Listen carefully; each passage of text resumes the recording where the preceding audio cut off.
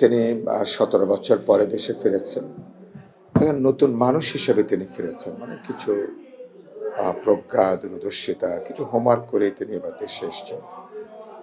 এবং এইজন্য এটা একটা মানে আগামী রাজনীতিতে তার বেশ কিছু জিনিস ডেলিভার করবার আছে। ইতিমধ্যে তিনি বিভিন্ন প্রশ্নে তিনি কথা বলেছেন, আলোচনা করেছেন। আর এই মুহূর্তে যদি একজন ব্যক্তির কথা বলেন ন্যাশনাল পেরিফেরিতে, দলের অর্থে, দলের স্টেকের অর্থে, তাহলে তারেক রহমানের জন্য সুযোগ বা মানে অপরচুনিটিটা হচ্ছে অনেক বেশি। আর তিনি যদি এটা উদারনৈতিক, প্রগতিশীল, গণতান্ত্রিক ধারার রাজনীতি তিনি যদি এগিয়ে নিয়ে যেতে চান, এটা তার জন্য একটা বড় সম্ভাবনা আছে। একই সাথে অসাম্প্রদায়িক গণতান্ত্রিক যদি রাজনীতির যে ভাবাদর্শিক জায়গা এবং মুক্তিযুদ্ধের যে চেতনা, ৯০-এর গণঅভ্যুত্থান এবং এবারকার ২৪-এ, তিনি যদি এগুলোকে সমন্বিতভাবে যদি এগোতে চান, তাহলে আমি মনে করি তার রাজনীতির জন্য আগামী ৫-১০ বছর পর্যন্ত বড় একটা সম্ভাবনার জায়গাটা আছে। আর আরেকটা হলো যে আপনার তার জন্য বড় চ্যালেঞ্জের প্রশ্ন হবে, এত হিমালয় সমান প্রত্যাশা নিয়ে যদি বিএনপি জেতেন বা বিএনপি জোট জেতে সরকার গঠন করতে হবে, প্রথম ১০০ দিন বা ৬ মাসের মধ্যে হাতে নাতে বেশ কিছু জিনিস দেখাতে হবে। মানুষের হতাশ হবার আগেই মানুষকে উদ্বুদ্ধ করে অনুপ্রাণিত করতে হবে। এটা খুব বড় একটা চ্যালেঞ্জ, কারণ প্রায় সকল ক্ষেত্রে ধস। এটাকে পুনর্নির্মাণ করা, পুনর্গঠন করা, একটা একটা দেশ জনগণকে নেতৃত্ব দেওয়াটা খুব গুরুতর কাজ। আরেকটা হচ্ছে তার বড় একটা চ্যালেঞ্জ হবে ভারতের সাথে তার একটা একটা বৈরী প্রতিবেশীর সাথে দ্বিপাক্ষিক সম্পর্কটা কিভাবে তিনি উন্নয়ন করবেন। জাতীয় স্বার্থকে অক্ষুণ্ণ রেখেই যেহেতু আমরা কেউ প্রতিবেশী বদলাতে পারবো না, তাহলে সেই প্রতিবেশীর সাথেও বসবাস করতে হবে। এটা একটা গুরুত্বপূর্ণ প্রশ্ন। এখানে দক্ষতা, প্রজ্ঞার পরিচয় হবে।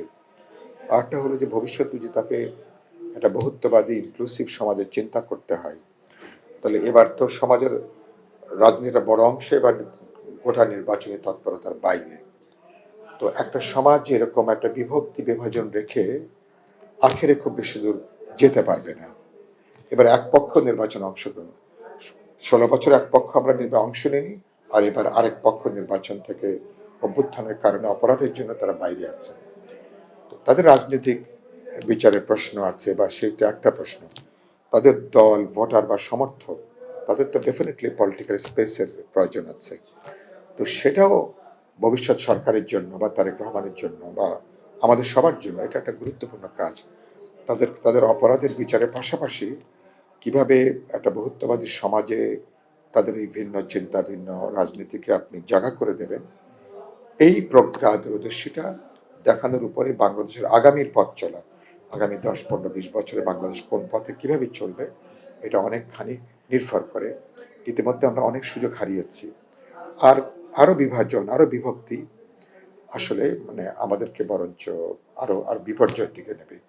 মানে রাজনৈতিক ভিন্নতার মধ্যে ঐক্য, সংহতি গড়ে তোলার যে আর্ট, রাজনৈতিক শৈলী, এটা অর্জন করতে পারাটাই হচ্ছে একজন রাজনীতিকের জন্য সবচেয়ে গুরুত্বপূর্ণ বিষয়। তারেক রহমানের জন্য এই সুযোগটা এখন সবচেয়ে বেশি। তিনি যে কাজে লাগাতে পারেন, তিনি ইতিহাসে তিনি দাগ রাখবেন। যদি না পারেন, পৃথিবীর অনেক অসাধারণ সম্ভাবনা থাকা সত্ত্বেও অনেকে যেমন ফেল করেছেন, আমরা চাইবো যে তিনি ফেল করবেন, এটা নিশ্চয়ই দেখতে চাইবো না। বিএনপির প্রথমত তারা তো তাদের সমর্থন দিয়ে তারা বিলম্ব করেছেন, যেটা আমার জন্য বলতে পারেন প্রায় ১ বছরের কাজ করতে হয়েছে, হচ্ছে ১.৫ মাসে। এটা খুব কঠিন একটা বিষয়। আমি নিজেও প্রায় অনেকখানি অসুস্থ হয়ে পড়ছি এই কাজের লোডে আর কি, কাজের চাপে। এটার জন্য যদিও আমি ১২-র আমি বাসিন্দা, আমি ১২-র ভোটার, কিন্তু আমরা নির্বাচনে আমাদের ক্যাম্পেইনের ১৫.৫ আনাই ছিল ঢাকা ৮ আসনকে কেন্দ্র করে, এটা জানেন। কিন্তু পরবর্তীকালে ১২-তে আমাদের সাথে সমঝোতা হয়েছে। তো ১২টা হয়তো আমাদের জন্য শেষ পর্যন্ত হয়তো বা ভালোই হয়েছে। বিএনপির আমার ধারণা প্রায় ১২ আনা ১৪ আনা নেতা কর্মীরাই তারা আমাদের সাথে তারা কাজ করেন, তারা বিপুল উৎসাহ উদ্দীপনা তাদের আছে।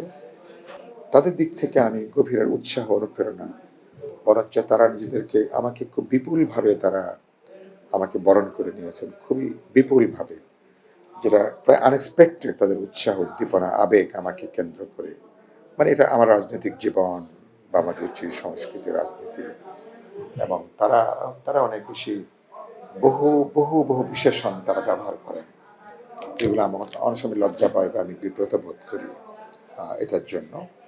তাদের দিক থেকে এটা নাই, তবে তারা এই যে যারা বহিষ্কৃত প্রার্থীর পক্ষে ছিলেন তাদেরকে বহিষ্কারের ব্যাপারে তারা অনেক লম্বা সময় নিয়েছেন, যেটা বেশ ক্ষতি হয়েছে।